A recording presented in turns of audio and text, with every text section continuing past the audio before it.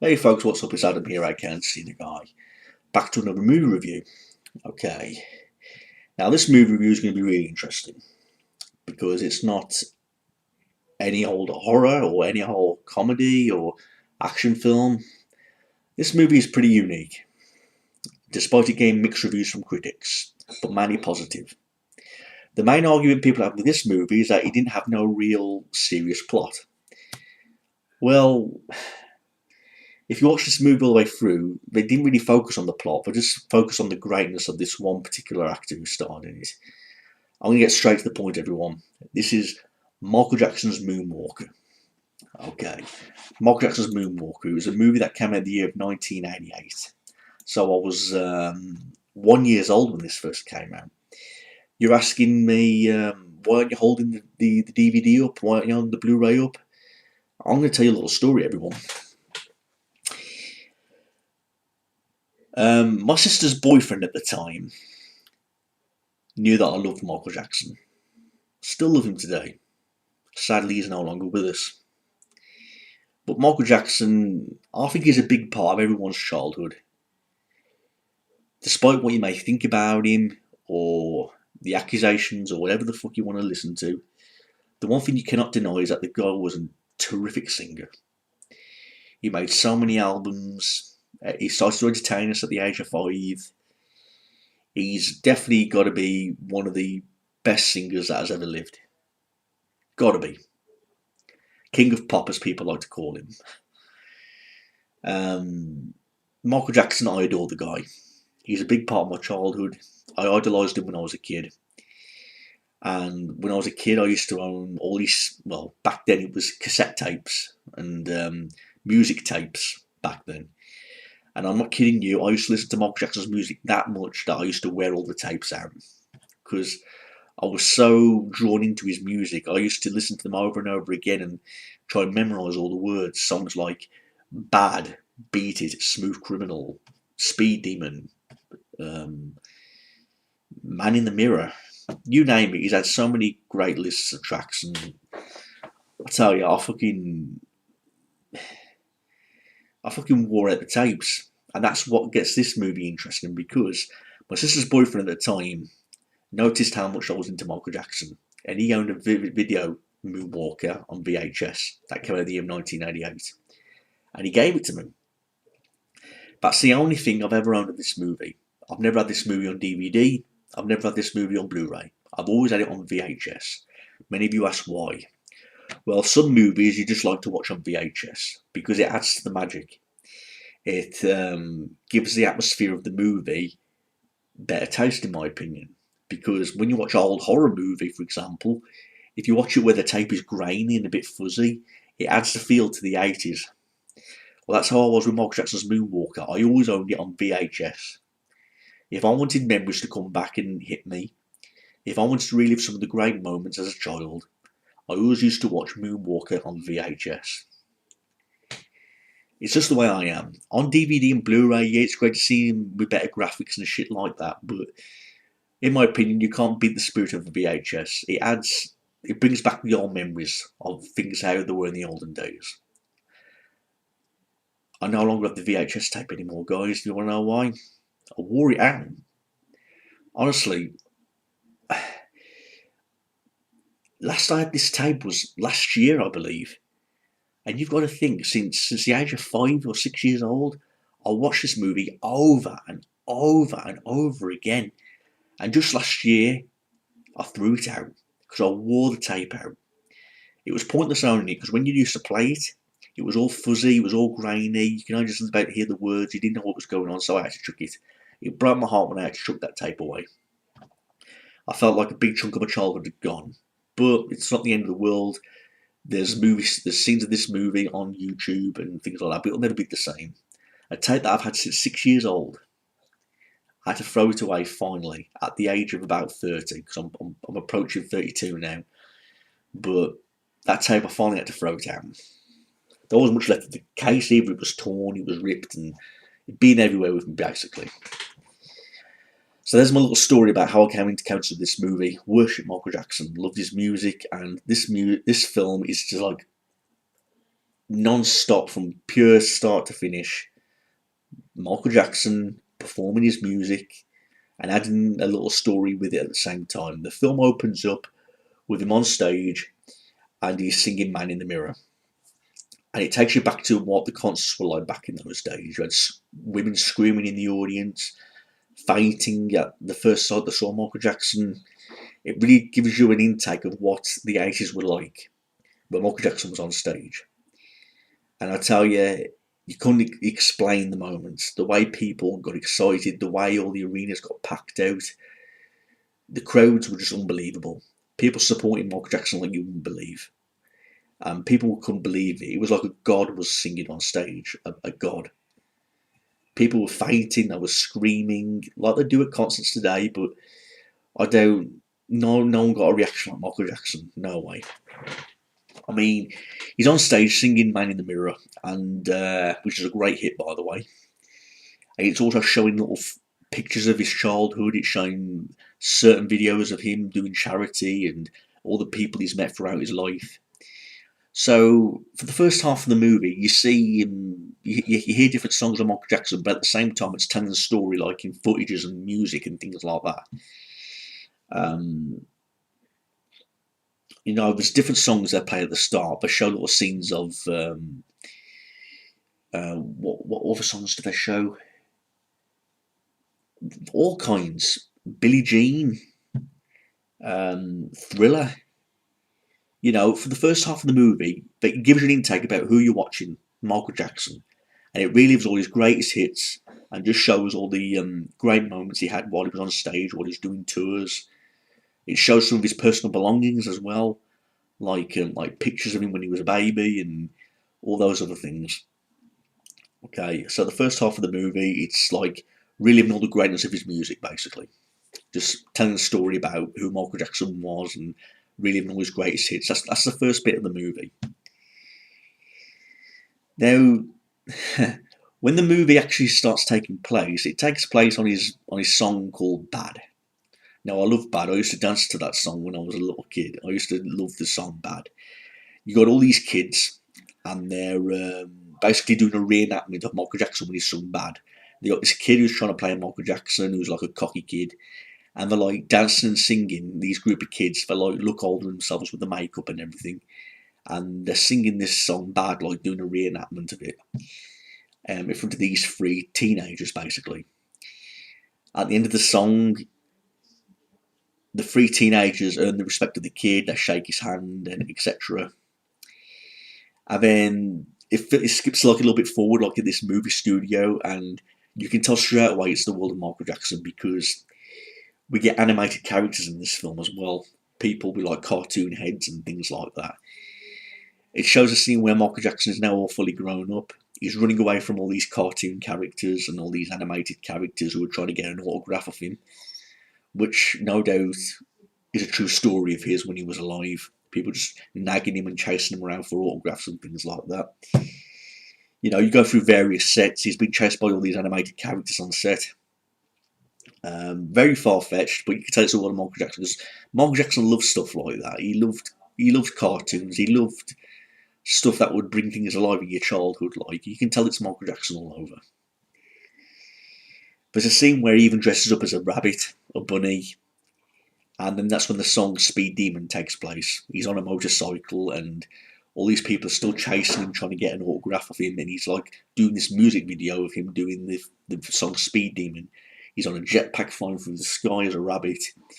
He's on a motorcycle, and there's a scene where he takes off the rabbit costume and the rabbit comes alive and he's dancing with the rabbit against all does the Speed Demon.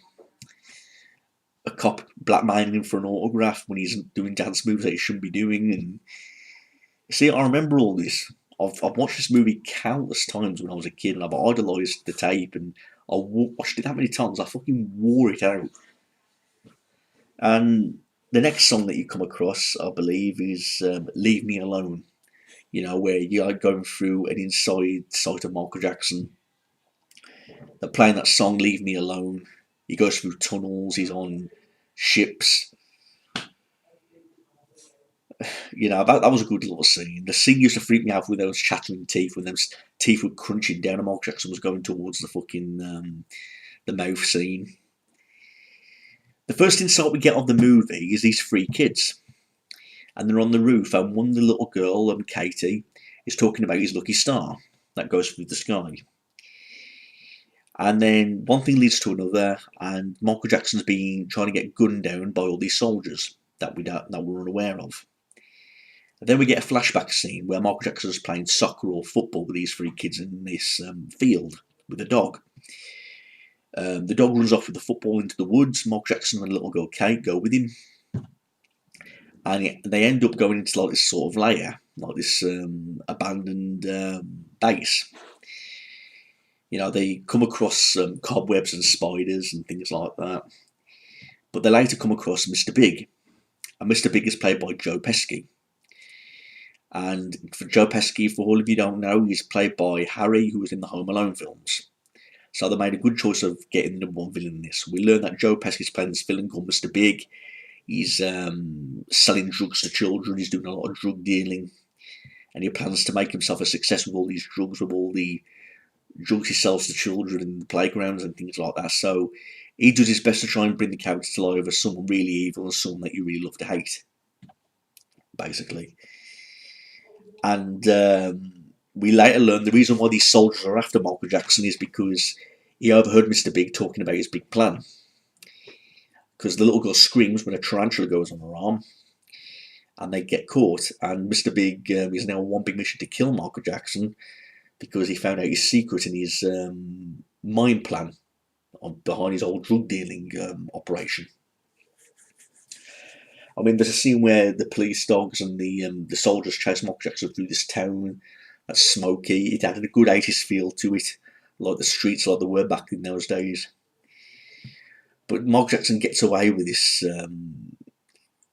It's crazy. There's a scene where they get Michael Jackson up against this wall, and he looks at his lucky star. I mean, he turns into a car just to get past all these fucking soldiers.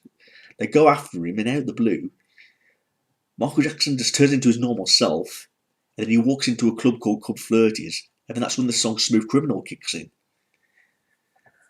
I mean, it said on the front cover, I remember on the VHS, it said on the front cover, this is a movie like no other, and that's the fucking truth. Because you get everything in this, you get music videos, you don't get much of a plot, it's just about Michael Jackson trying to protect these children from Mr. Big, who Mr. Big is trying to get all these kids to buy drugs off him. You got animated cartoon characters chasing after him just to get an autograph. It gives you insights about Michael Jackson's life. But his biggest hits like Smooth Criminal and Bad and all that are all in this movie. All of his greatest music that we all remember when we was a kid and we listened to his music. It's just unreal. I have to say the best part, it's hard to say what the best part of this movie was because every part was unique. With the way Michael Jackson sung, the way he danced, the way he expressed himself, showed emotion. Even the scene where he was playing football with the kids in the field, you could see he was really happy and he was like a kid himself, basically. That's what he was trying to tell the audience. He's just trying to be a kid himself because he had no childhood. Anyhow, I have to say my favourite part when I was a kid in this movie was the Smooth Criminal scene. The scene where he goes in Club 30s, he flips a coin, he goes into the jukebox and Smooth Criminal plays, and we get a whole track of him singing Smooth Criminal in this nightclub. Everyone's singing and dancing to the song. It brings the atmosphere to life. But during this time, the little girl Kate gets kidnapped by Mr. Big. And then when the soldiers erupt the song at the end, Michael Jackson is now on one big mission to try and find Kate and rescue her from Mr. Big. Okay, they're going to this little pit area, and this is where this first part plays, especially from my mother, because there's a scene where Mr. Big has got Kate, the little girl, and he's actually abusing her, slapping her around the head and beating her up, basically. So this film does have minor child abuse scenes that were a bit graphic for a PG film. I mean, the way he's shaking her, the way he's slapping her, telling her to be quiet, and it's a big child abuse scene. But I think that scene was just put together just to really despise the Mr. Big character that Joe Pesci was playing. I mean, don't get me wrong, he did a good job of his role, Joe Pesci did. He did a good job of trying to be like this ultimate bastard who was being mean to all these kids. And he does get his comeuppance in this movie because this scene, Michael Jackson turns into a robot.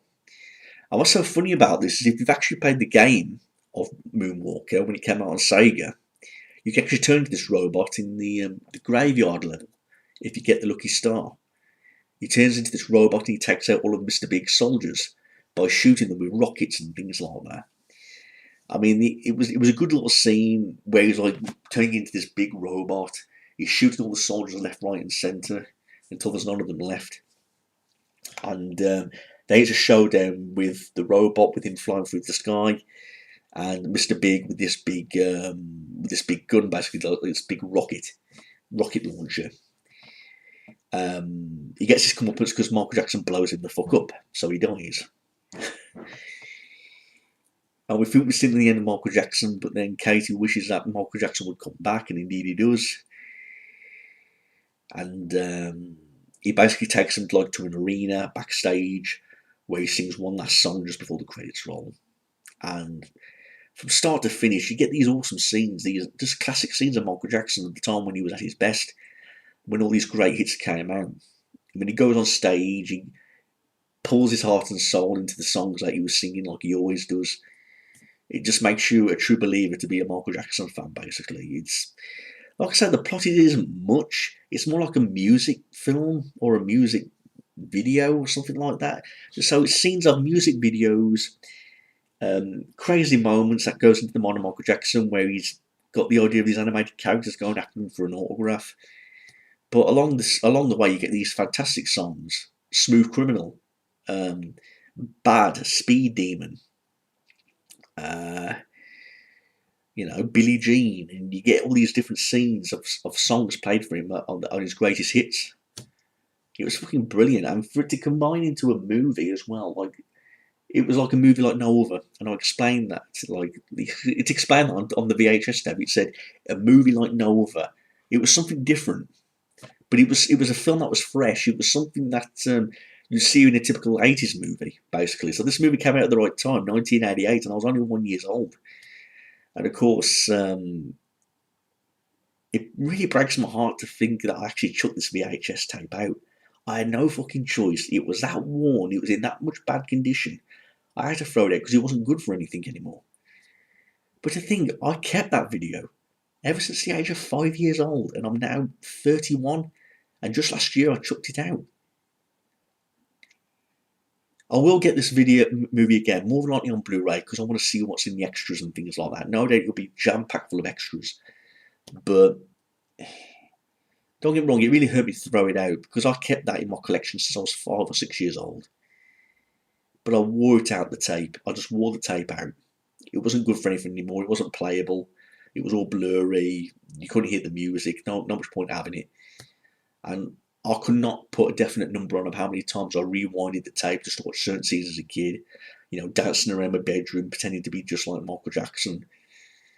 Great memories. It's definitely a good childhood favourite, Moonwalker is. I really suggest you guys check it out. Even people who are not fans of Michael Jackson, they just become fans because the music just blows you away in this movie. It really does. It just blows you away. But if you're a Michael Jackson fan anyway, then I really suggest you check this movie out and get it because it will take you right back to the 80s. It's like a time machine film. This lets you relive the magic of the moments when he came out and he did all this great music. Please check it out, everyone. I really do suggest you check it out. I mean, if you got it on VHS, that's even a bigger bonus because it adds the 80s feel to the whole film. And if I could choose to get this on VHS again, I would. It would be nice to own it on Blu-ray or DVD, but trust me, VHS would be much more of a nicer experience. It would be like getting the old tape back again, but in better condition. Always loved Michael Jackson, and I always will. Big part of my childhood. One of the singers that I idolised as a kid. And honestly, there'll never be another Michael Jackson, never. I can't find anyone. There's loads of great artists out there and singers, but not one of them holds a candle to Michael Jackson. There'll never be another one. It's a shame he left the earth the way he did, but that's life. I will state some more facts about this movie review before I end it. Like I said, it was made in the year 1988. The official release date was October 29th of 1988. The budget $22 million, and overseas it made $67 million at the box office. Fuck me. Like I said, Mark Jackson plays himself, Joe Pesci plays Mr. Big, Frankie Ladeo, Kelly Parker plays Katie, and these two other boys who was hanging around with Katie was played by Sean Lennon and Brandon Quintin Adams.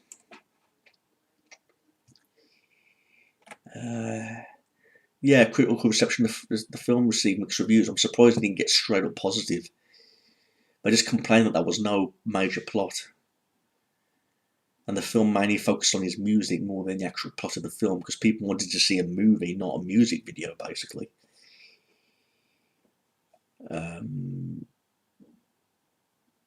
It won an award for Best Special Effects.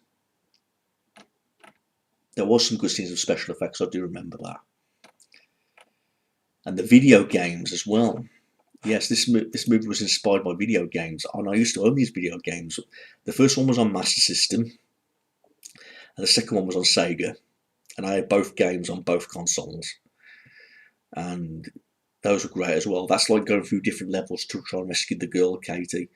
Along the way, you come across thugs and soldiers who try and stop Mark Jackson, try and get to Mr. Big. Frankie Ladeo, Joe Pesci, and it plays the background music to each song on different levels. Like in the first movie, in the nightclub, it plays Smooth Criminal. Then you're in the streets, which plays Beat It. Then you get to the graveyard, which plays Another Part of Me. See, I remember all this stuff. Epic. Great memories. Please like, rate, and comment this, everybody. And if you've got any questions, please check out this movie. It's a movie like no other, like it says on the title. And trust me, you will not be disappointed. It's a fantastic film.